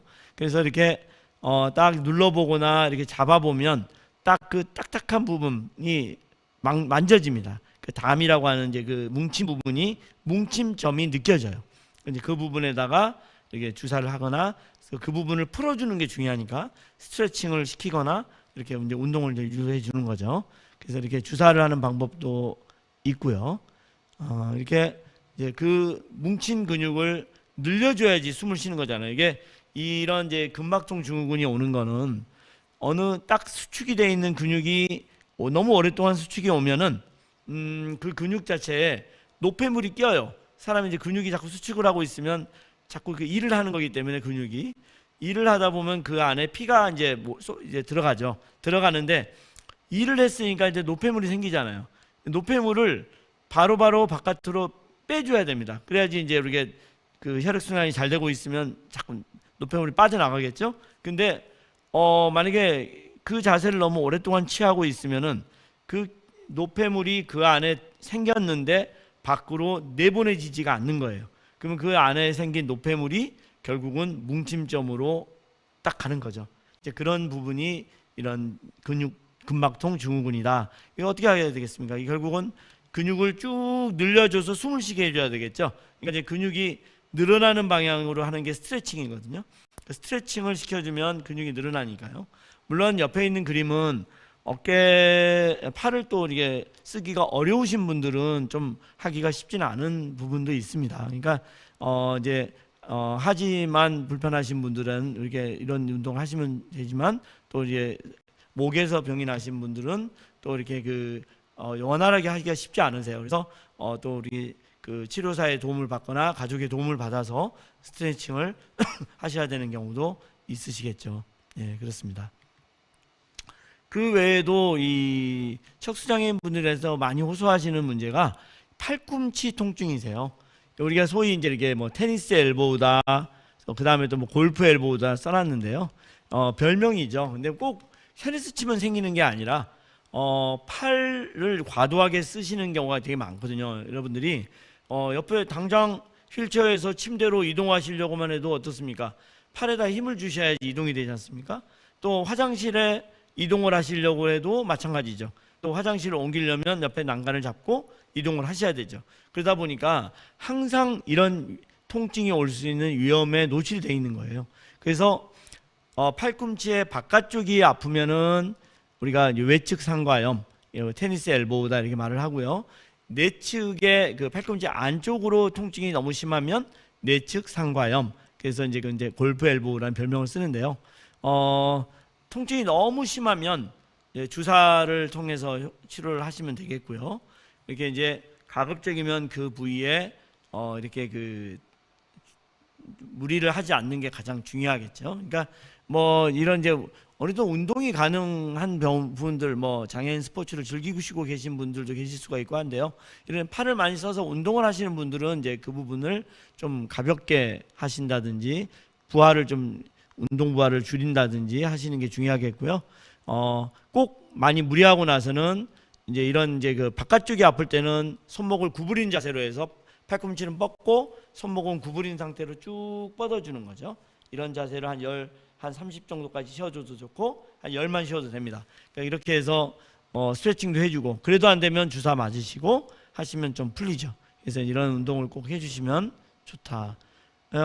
안쪽이 아픈 경우도 이제 주사로 도움을 받을 수 있습니다만, 이때는 반대쪽으로 손목을 위로 이렇게 위로 올리는 쪽으로 해서 신전시키는 방향으로 해서 쭉 뻗어주시면 이 안쪽에 스트레칭이 좀 됩니다. 그러니까 이제 이런 쪽에, 왜냐하면 바깥쪽 근육들은 손목을 구부리는 쪽 근육이고요. 팔꿈치 안쪽 근육은 손목을 위로 안쪽 근육은 손목을 구부리는 근육이고 바깥쪽 근육은 손목을 위로 올리는 근육이에요.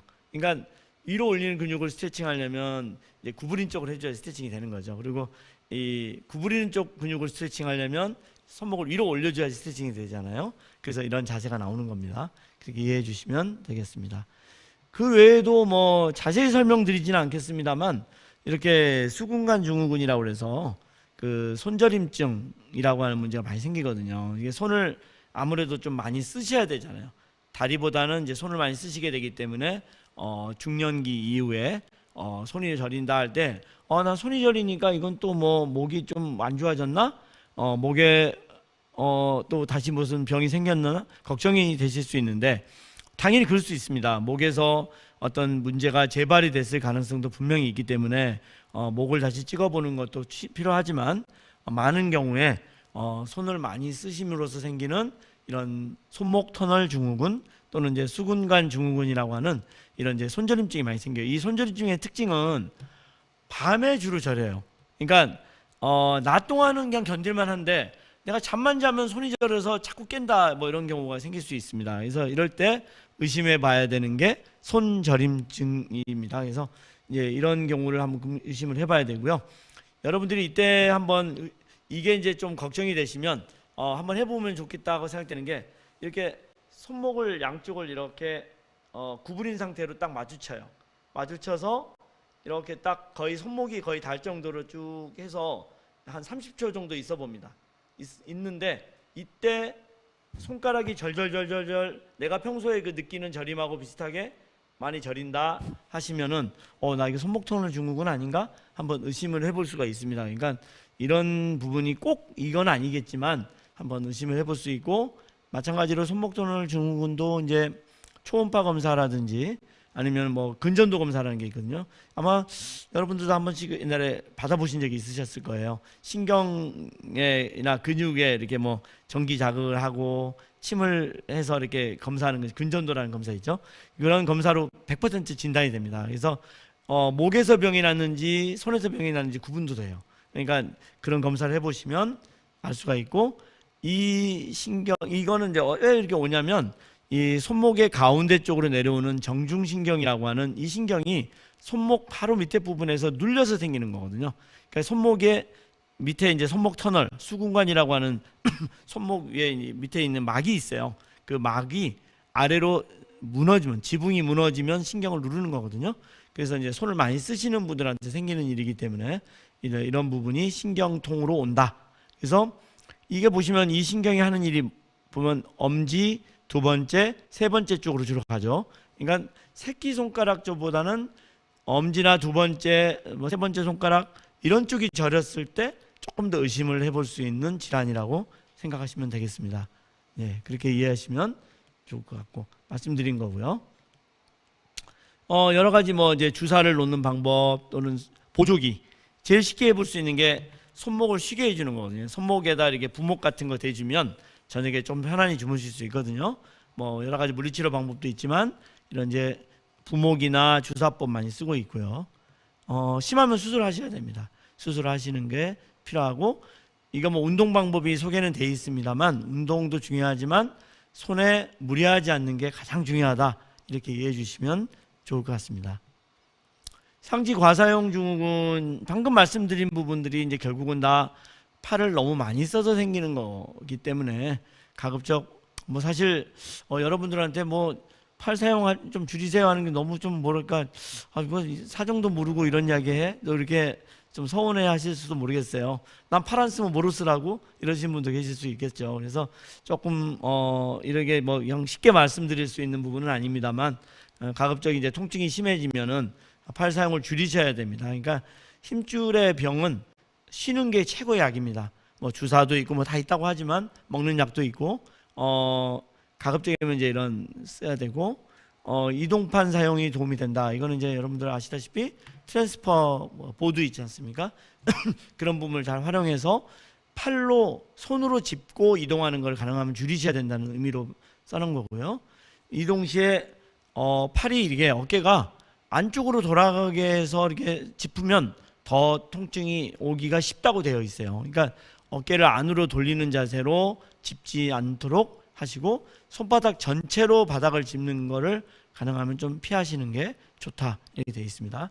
휠체어는 가급적 좀 가벼운 활동형 휠체어를 쓰시라는 거죠. 그러니까 이제 휠체어가 무거우면 아무래도 이 상지에 로드가 많이 걸리겠죠. 그러니까 힘을 많이 써야 되기 때문에 가벼운 이제 휠체어 쓰셔야 되는데 아직도 활동 휠체어가 너무 비싼데 이번에 이제 보험으로 인정을 해줬지 않습니까? 그래서 100만 원까지는 이제 이게 보험 건강보험에서 이게 급여를 해주지만 좀 아쉬운 것 같아요. 아직도 우리 아마 여러분들이 굉장히 가볍고 좋은 휠체어 사시려면 굉장히 더 고가의 휠체어를 많이 쓰시는 걸로 알고 있거든요. 근데 이제 굉장히 거기에 대한 부담도 많이 있는 걸로 알고 있는데 아무튼 그 부분이 좀 더 현실화됐으면 좋겠다는 생각도 많이 듭니다. 통증이 너무 심한 경우는 몰고 다니는 것 자체가 힘들기 때문에 전동기기, 뭐 전동 스쿠터나 전동 휠체어를 불가피하게 이용하시는 것도 고려를 하셔야 되겠죠. 또한 어깨 관절이나 어깨 축지의 이제 근육이나 이런 부분들을 항상 풀어주는 쪽으로 운동하시는 게 중요하다 보시면 되겠습니다. 또 하나 사실 흔한 문제는 아닌데 여러분들이 알고 계시면 도움이 되실 만한 게 이제 이소성 골화증인데요. 이게 뭐 5년 10년 지나서 잘 생기지는 않습니다. 뭐 대체로 마비가 처음 온 다음에 한 1, 2년 내에 이게 보통 생기기 때문에 사실은 이제 올해 이제 이렇게 이제 되신 경우는 사실 확률적으로는 떨어지는데요. 가끔 이게 왜 이제 이슈가 될 수 있냐면 이런 게 생기는 게 관절에 뼈가 닳아는 게 아니라 관절이 아니라 근육이나 지방이나 이런 부분에 뼈가 웃자라는 거거든요. 그러니까 마비가 돼 있는 관절 부분에 주변부가 뼈가 자라나는 거예요. 뼈가 자라면 어떻게 되겠습니까? 그 관절이 움직임이 저하되겠죠. 움직임을 잘 못 가져가게 되겠죠. 굳어버리겠죠. 뼈가 자라났으니까. 그래서 공연 모르게 내가 잘 다리가 이렇게 고관절이나 이런 부분이 잘 움직여졌었는데 이게 잘 이렇게 구부러졌었는데 이상하게 잘 안 돼요. 이게 뭔가 뻣뻣한 것 같고 잘 안 구부러지고 막 그런다는 거죠.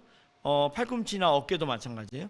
그럴 때 사진을 찍어 보면 이렇게 그 뼈가 웃자란 경우를 볼 수가 있습니다. 근데 이게 아주 초기에는 물론 이게 어깨는 뭐 팔에서는 어깨나 팔꿈치 다 올 수 있고 다리는 고관절이 제일 많이 생기고 다음이 무릎 정도입니다. 근데 그렇게 이제 오는데 제일 많이 생기는 데는 어디냐 하면 고관절이라고 생각하시면 됩니다. 근데 이제 이게 그 처음 올 때는 아파요. 아프고 빨개지고 약간 붓고 열감도 있고 그래요. 아까 처음에 제가 부종 말씀드릴 때 그 중에 하나가 이소성 골화증이 있었잖아요. 그러니까 이제 그 부분이 염증이 생긴 것처럼 보일 때가 있어요. 뭐 열도 나고 하니까. 근데 이제 염증은 아닌, 이렇게 감염은 아닌데 뼈가 자라는 경우. 근데 이게 엑스레이를 찍겠죠. 처음이니까. 엑스레이 찍어보면 안 나와요. 처음에는 안 나와요. 처음에는 오히려 혈액 검사에서 이게 나오는 경우가 많습니다. 혈액 검사 중에 ALP라고 하는 알칼라인 포스파테이즈라는 게 있어요. ALP. 그거가 올라갑니다. 수치가 올라가고 또 뭐 이렇게 염증 지수들이 있어요. 뭐 CRP, ESR 이런 이제 보통 이제 병원 가면 기본적으로 염증이 있다고 하는 검사들이 있는데요. 염증 지수가 올라가고 아까 말씀드린 ALP가 일단 수치가 올라가요. 그걸로 알 수가 있거든요. 그러니까 그런 검사를 의심이 되면 한번 피 검사 한번 해주세요 하시면 좀 도움이 되겠고요. 엑스레이보다는 뼈 스캔, 골 스캔이라고 하는 해기학 검사가 있거든요. 그거에서 더 잘 나옵니다. 그러니까 이 뼈 스캔을 찍어보면 되고, 엑스레이에서 보이는 경우는 이미 많이 진행된 경우예요. 그래서 엑스레이를 이제 찍어서 나올 정도면 이 경우는 이렇게 좀 이제 많이 심해졌구나 이렇게 생각하시면 되고, 그 초기에 찾아내면 그 부분을 관절 구축을 막으려고 관절 운동 잘 해주고, 또 이렇게 약물 비스포스포네이트라고 써 있잖아요. 골다공증 약이에요. 일종의 골다공증 약을 잘 복용해주고, 또 이런 이제 소염제 같은 것도 잘 복용해주고, 너무 심하면 수술 방법도 있거든요. 방사선 치료 방법도 있고. 그래서 이런 초기에 발견하면 더 심해지는 걸 막을 수가 있는데, 이미 엑스레이에서 보일 정도 됐을 때 발견하면 치료가 좀 어려운 경우가 많아요. 그래서 이런 병도 있구나. 내가 갑자기 관절이 좀 옛날보다 잘 안 구부러지거나 이러면은 혹시 이런 게 있는 건 아니야? 한번 생각해 볼 필요가 있기 때문에 한번 소개를 좀 드렸습니다. 한번 참고하시면 도움이 될 것 같습니다. 또 하나를 썼는데요. 여러분들이 굉장히 궁금해 하실 수도 있는 부분입니다. 골다공증. 아마 보행이 안 되시는 이제 척수장애인 여러분들은 다 골다공증 걱정하실 거예요. 골다공증이 안 생기려면 분명히 많이 걸어 다니라고 그랬는데, 햇볕도 많이 쐬라고 그랬는데, 많이 돌아다니라고 그랬는데, 산책도 하라고 그랬는데, 이렇게 생각하시죠. 근데 당장 내가 휠체어 타고 있는데 어떻게 걸어? 그런 상황이니까 골다공증에 대한 걱정이 많이 될 수밖에 없어요. 근데 골다공증은 제일 문제가 아프질 않아요. 골다공증이라는 건 증상이 없습니다. 제가 여기다 안목의 침입자라고 써놨는데 아프질 않아요. 골다공증은 정말 무서운 병인 게 부러져야지 않는 경우가 제일 많습니다. 사실 부러져서 검사를 해보니까 뼈가 약해졌다 하는 거예요. 사실 찍어보기 전에는 모릅니다.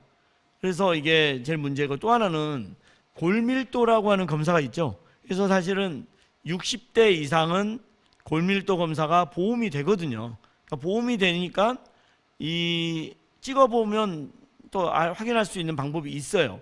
여자분들은 특히 조금 이제 폐경기, 완경기 이후에 이렇게 그 골다공증이 많이 오잖아요.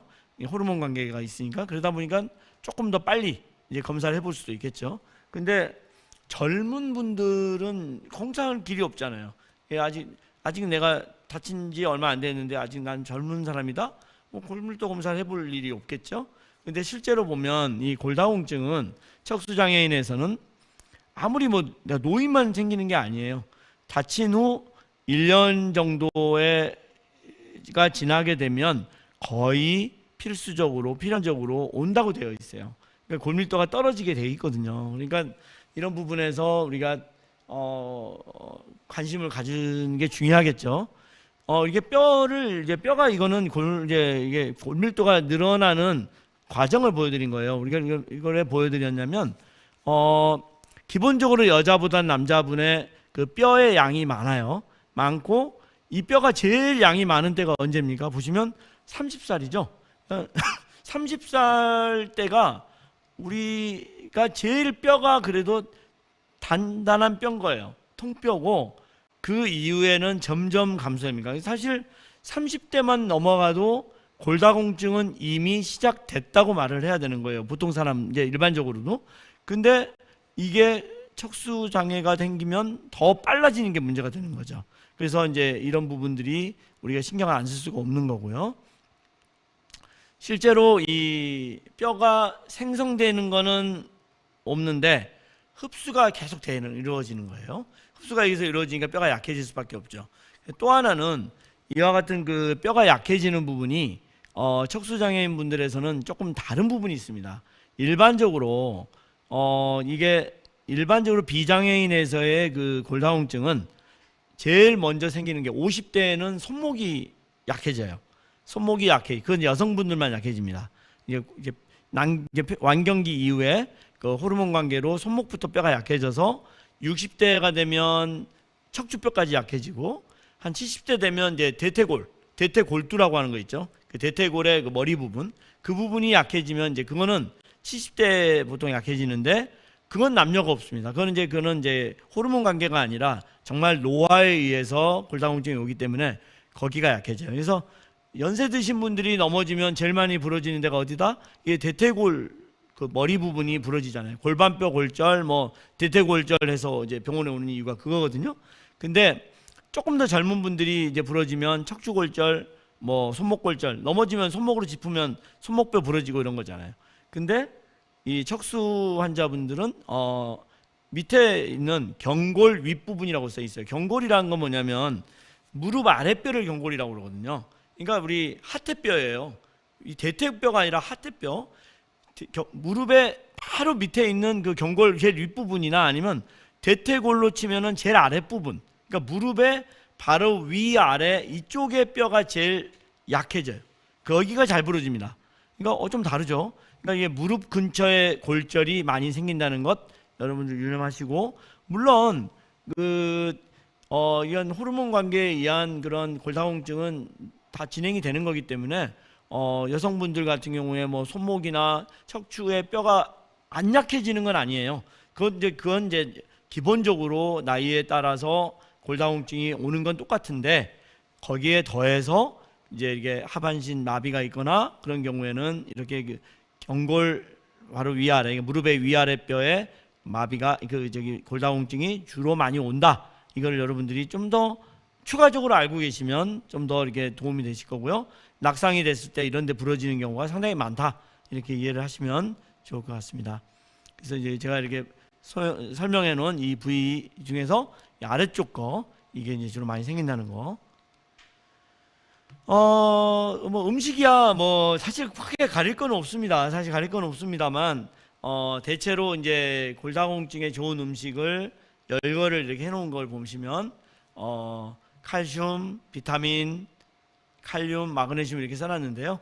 칼슘이 많은 거 이제 우유, 요거트, 치즈 이런 거, 비타민 많은 거 뭐 감귤, 메론, 브로콜리, 뭐 비타민 K도 좀 중요한데 녹색잎 채소 이런 것도 중요하겠고, 칼륨이 좀 많으면 골다공증에 도움이 된다고 그러거든요. 그래서 감자, 시금치, 바나나, 오렌지 주스. 마그네슘 쪽에 이제 땅콩, 곡물, 녹색 채소. 그래서 항상 이렇게 견과류 같은 것도 잘 섭취해 주시고 하는 거 굉장히 좋습니다. 뭐 두부 같은 것도 굉장히 좋고요. 이런 것들 굉장히 많이 권장을 하고 있죠. 그래서 이제 골다공증 관리 요령 말씀 여기다 쭉 우리 아는 만큼 행복한 삶 책자 발췌를 한 건데요. 이렇게 첫 번째는 칼슘 섭취 늘려주십시오. 그래서 이제 우유로는 200cc 팩 한 2개 정도 드시면 좋습니다. 써놨고요. 그러도 이제 우유를 잘 못 드신 분이 있어요. 뭐 알러지가 심한 분도 있고요. 거기에 대한 그게 좀 안 된 분이 있죠. 그런 경우는 칼슘 약이 나와 있습니다. 비타민 D하고 칼슘이 복합되어 있는 약이 요즘 많이 나와 있거든요. 그런 거 하나씩 복용하시면 되고, 둘째는 이제 선운 운동을 하라고 되어 있는데, 물론 이제 내가 능동적으로 쓰기가 어려운 분들도 계시겠죠. 뭐 그런 경우는 또 뭐 틸트 테이블이라든지 이런 데를 또 이제 활용을 하시는 것도 중요하고, 내가 걷는 건 안 되더라도 붙잡고 서는 것은 좀 가능하신 경우라면 잠깐이라도 서 있는 동작을 좀 취하시게 되면 하루에 여러 번씩 이게 반복적으로 하시면 골다공증의 진행을 조금 더 늦출 수 있는 방법이 되겠고, 마찬가지로 이제 흡연이나 음주, 카페인 섭취 이런 것들이 이제 좀 안 좋다고 되어 있고요. 다리뼈에 무리가 가도록 과도하게 힘을 주는 관절 운동은 좀 피해라. 특히 한 가지 주의하셔야 될 게 어깨나 팔꿈치나 아니면 또 고관절, 무릎 이런 데가 굳어 있는 분이 있어요. 너무 이제 마비가 심하거나 그래서 그 관절이 굳어 있는 분이 있는데 뼈가 많이 약해져 있는 경우가 있거든요. 근데 이제 굳어 있는 뼈를 운동을 시키려고 이렇게 관절 운동을 하는 경우가 있어요. 뭐 어깨를 운동시킬 수도 있고, 뭐 팔꿈치를 운동을 시킬 수도 있고요. 뭐 고관절이나 무릎을 또 이렇게 펴고 구부리고 하는 운동을 시킬 수가 있죠. 근데 그 부위가 관절이 굳어 있는 경우가 있는데, 굳어 있는 관절을 너무 과도하게 이렇게 펴거나 할 때 그걸 좀 아주 젠틀하게 잘 해주셔야 되는데, 너무 팍 갑자기 이렇게 힘을 팍 준다든지 그러게 되면 그 관절 부위가 부러지는 게 아니라 관절과 관절 사이 뼈가 부러집니다. 그러니까 이런 이제 상완골이라든지 아니면 대퇴골이라든지 이런 굳어 있는 뼈와 굳어 있는 그 관절 사이에 있는 뼈가 힘을 확 받게 돼요. 받아서 그 뼈가 부러져 버릴 수가 있거든요. 그러니까 이제 그런 부분에서 항상 이게 관절 운동할 때 굉장히 주의해야 된다. 그리고 휠체어의 낙상 사고도 되게 주의해야 되겠죠. 그리고 골밀도를 검사를 해봤을 때 보통 이제 골밀도를 하면 T 값이라는 게 나와요. 이 T 값이 마이너스로 이제 보통 골다공증형으로 마이너스로 나오거든요. 마이너스 2.5가 되면 골다공증, 1.5가 넘어서 1.5부터 2.5까지는 골감소증이라고 부르거든요.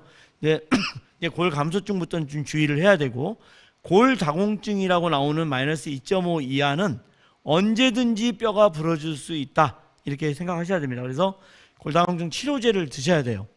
뭐 그건 주사약이든 먹는 약이든 치료제를 복용하셔야 되는 걸로 되어 있습니다. 그러니까 이거는 뭐 다이어트로 안 돼요. 뭐 아무리 내가 두부 많이 드시고 뭐 견과를 많이 드셔도 소용없습니다. 이때는 약으로 반드시 치료를 하셔야 된다는 것 꼭 기억하셔야 됩니다. 시간이 많이 갔는데요. 짧게 잠깐 뭐 한 5분 10분 정도 그동안에 이제 이런 척수 손상에서 일어나지고 있는 보행을 위한 노력을 조금 소개를 해드리고 싶어서, 여러분들이 뭐 좀 많이 접해 보신 분도 계시겠지만 요즘도 아직도 내가 걷는 데 대한 어떤 또 그 기대치가 있으시잖아요. 그래서 짧게 이걸 하고 이게 좀 마치는 걸로 하도록 하겠습니다. 아무래도 여러 가지 이제 이게 예후에 대한 걱정이 많으시잖아요. 마비는 언제 돌아오나요? 뭐 통증 없이 살 수 있을까요? 소변 내일 좀 하시겠지만 소변은 언제 볼 수 있나요? 뭐 또 성생활에 대한 것도 걱정이 되시는 것도 많겠고, 예전처럼 걸을 수 있을까요? 아마 이 질문이 제일 많을 것 같아요. 제일 많고 제일 여러분들이 좀 걱정이 되는 부분이 되겠죠. 사실 우리가 재생과 재활이 조금 다른 부분이 있습니다. 재생은 실제적인 신경의 회복이죠. 두말할 나위가 없습니다. 신경이 정상으로 돌아와 줄 수 있으면 가장 베스트입니다. 베스트인데 사실 여러분들 다 경험을 하고 계시겠지만 1년 이후, 2년 이후의 이제 경우 회복력이 많이 떨어지고 있는 것도 사실이지 않습니까? 그런 부분에서 그 예후에 대해서 좀 또 아쉬움을 갖고 계신 경우도 많을 겁니다. 그걸 이제 대체하는 부분이 재활이 되겠죠. 재활은 마비가 설사 풀리지 않더라도 그걸 어떻게 하면 기능적인 회복과 또 삶의 참여를 도와줄 수 있느냐가 재활이죠. 그러니까 이런 부분이 이제 더 중요한 부분이 될 수 있고, 예전에 뭐 우리 줄기세포 때 우리 척수장애인 분들께서 굉장히 열광을 하시고 또 많은 거기에 또 이렇게 순서를 막 정해서 예약도 하시고 했던 경우, 저도 그때 제 환자분들이 많이 여기 또 예약을 하셔서 많이 기억이 나는데 좀 안타까운 사건도 있었을 만큼 굉장히 여기에 대한 예전에는 또 그 관심이 굉장히 높았습니다. 실제로 저도 이제 아직 뭐 또 이제 그 척수 장애인 분들에 대해서도 연구를 하고 있습니다만, 또 이렇게 그 뭐 실험쥐를 통한 연구를 많이 합니다. 왜냐하면 우리가 또 실제 이게 환자분들에게 직접 연구를 한다는 게 쉬운 일이 아니잖아요. 다 동의도 받아야 되고 또 여러 가지 그 조건 제약이 많기 때문에 이제 쥐에 이게 제가 했던 연구인데 쥐에 이렇게 척수의 마비를 이제 일으키고 그 다음에 가만히 누워만 놓는 그룹이 하나가 있고요. 운동만 시킨 그룹이 있고, 운동과 또 이게 약간 줄기세포를 같이 투여한 그룹, 이제 이렇게 여러 가지를 이제 해본 겁니다. 그래서 해봤을 때 보면 이제 운동과 줄기세포를 둘 다 준 그룹이 여기서 보면 그래프상에서 제일 위에 거거든요.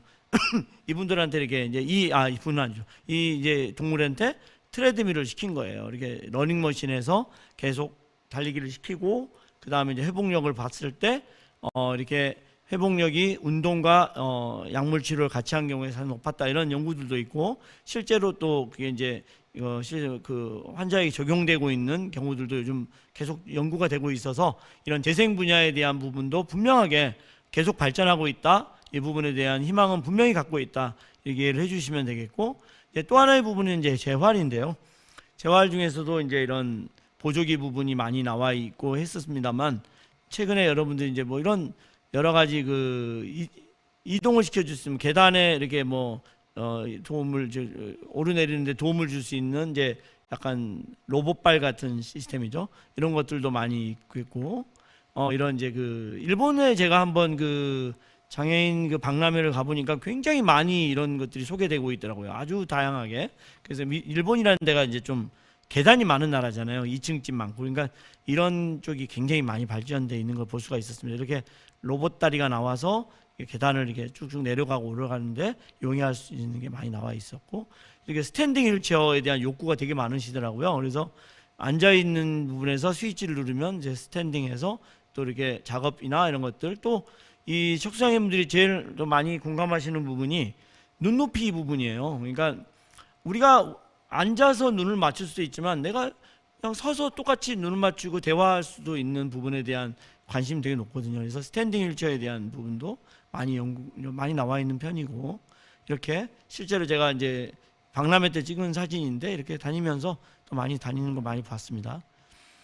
이건 이제 제가 그 아주 초기 모델이에요. 제가 이제 미국의 토마스 제퍼슨 대학이라고 거기서 이제 그 주로 연수를 했었는데, 그 척수센터에 예전 모델이죠. 이건 이제 멜빵형으로 해서 걸리는 장치. 이건 이제 한 4명 내지 5명의 치료사가 달라붙어서 해야 되니까 많이 번거로운 점이 있었어요. 하지만 요즘은 이제 로코맷이나 이런 그 로봇 어시스트 엠브레이션 하는 이제 뭐 모닝웍이나 이런 장비들을 만큼 이제 병원들이 보급해 있기 때문에 또 병원에서 또 이렇게 그 로봇을 이용해서 병원을 방문해서 해야 되는 이제 이런 로봇 시스템들이 굉장히 보편화되고 있는 것 여러분들도 아마 이해하실 거고, 여기서 또 더 이제 지나서 할 수 있는 부분이 웨어러블 로봇, 입는 로봇이죠. 그래서 몸통까지 감싸주는 것, 또 이제 이런 여러 가지 그 다리만 주로 좀 해주는 것, 이런 부분이 제일 안고 있는 숙제는, 이런 입는 로봇은 이제 배터리 문제가 제일 있습니다. 우리가 요즘 자동차에도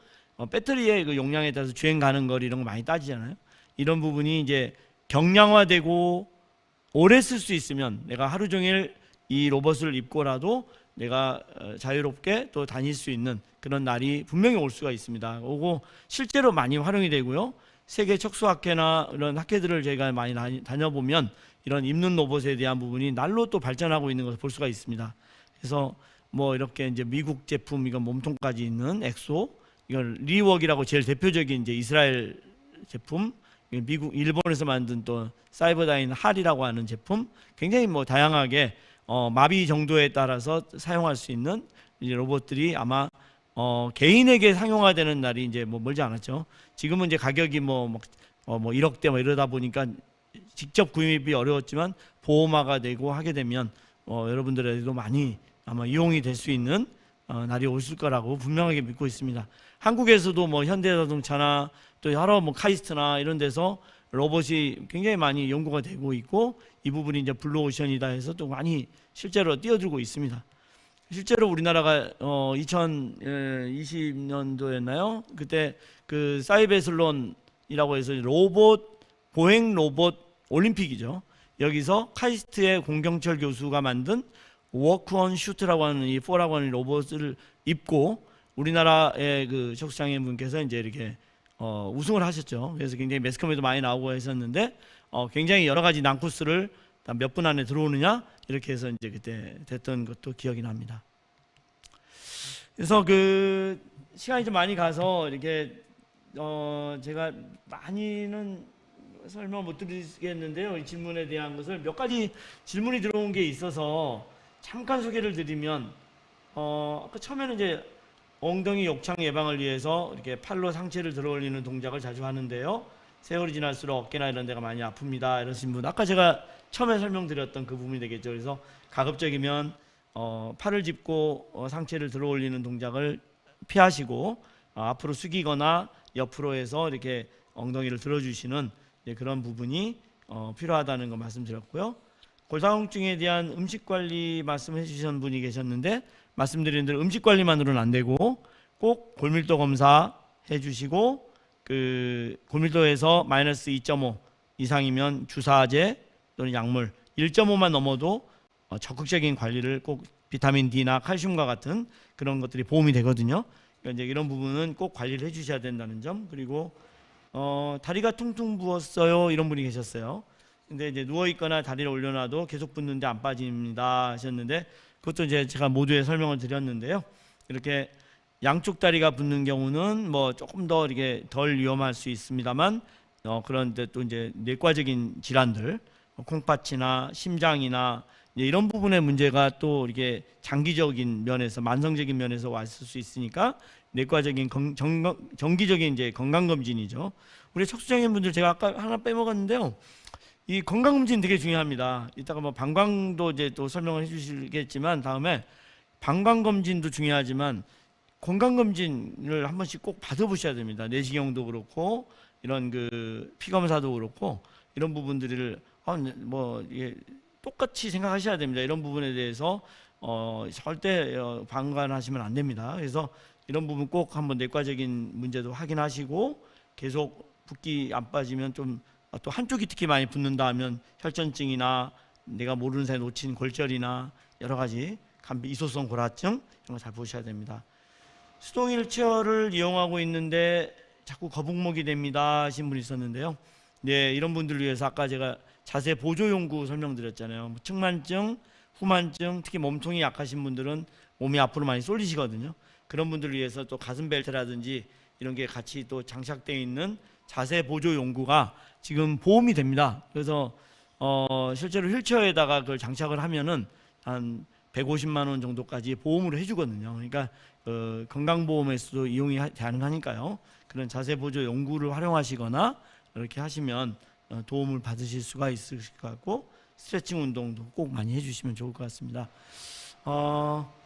제가 좀 이렇게 1시간 반 동안 좀 너무 조마간상격으로 말씀드린 부분이 있어서 좀 얼마나 도움이 되셨는지 모르겠습니다만 이 정도로 해서 오늘 강의는 마치고자 합니다. 네. 혹시 뭐 네, 감사합니다. 오늘 척수장애인의 근골격계 주제로 특강을 맡아주신 김명옥 교수님께 감사 인사 부탁드립니다. 내일은 척수장애인 방광을 주제로 오후 2시부터 특강이 이어집니다. 배뇨, 신경이성 방광, 합병증 등에 대한 내용으로 준비되어 있으니 내일도 오후 2시에 인사드리겠습니다. 감사합니다.